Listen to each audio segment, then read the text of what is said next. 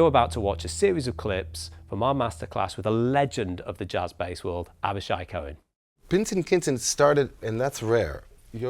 Most of my compositions are derived solely from the piano. So like I would write them on the piano and then bring them to myself, to the band to learn it.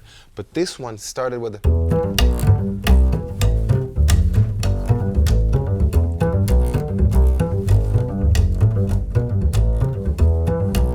came from a bass line. Yeah. And so it's more rare in my, but it makes it unique too, you know, because I have this technique where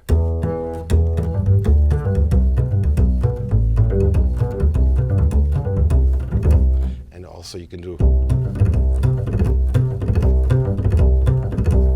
so you have two notes that are like real notes, like long, but then you have all those ghost notes just sliding on the. And that's all happening in the right hand? And that's all like frequencies that come from little details of fingers. You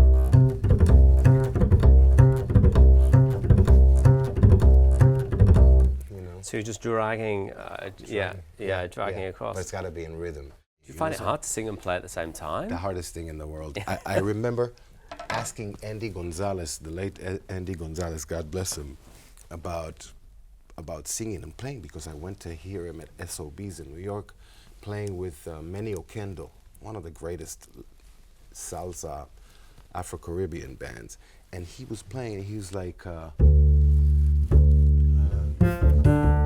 vámonos pa'l monte pa' guarachar, vámonos pa'l monte, que el monte me gusta más. And I was like, how can you play this tumbao and play that at the same time?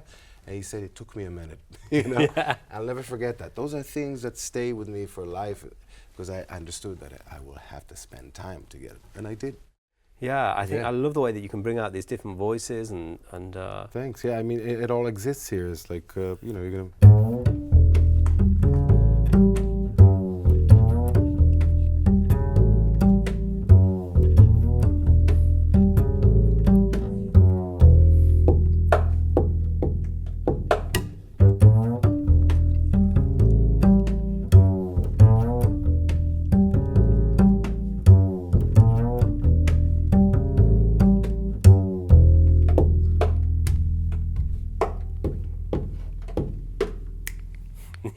Because drums is in there. What are some of the general things that you think players are maybe sometimes missing, you know, or need to be working? Is there the themes? Listening. It's all about listening to me, you know, not to me. It's all about listening to each other, you know, us as musicians in a trio or in any kind of format. If I think of the musicians that I love the most, they are the ones that listen and not necessarily are busy with just saying something. You can't say anything if you don't listen, you know. I have that Besame Mucho version that I do in 5. Could you play the line? Yeah.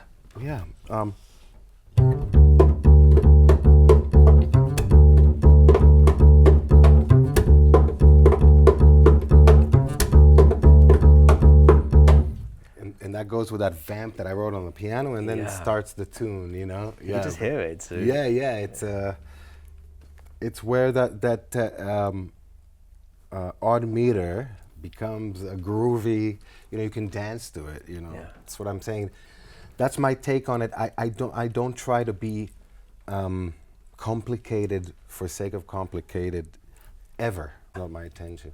It's like, if you think of it, what is it? If you try to understand what it is, then it's not that easy sometimes, but it's a very natural thing, you know?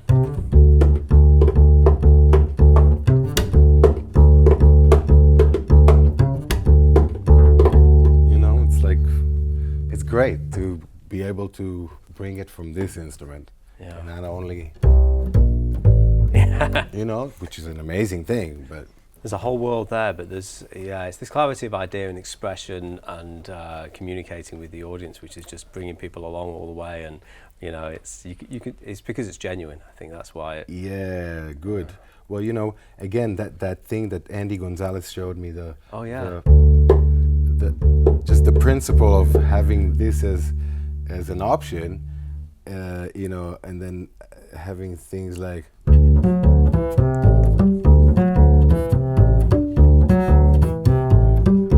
You know, hearing the percussion.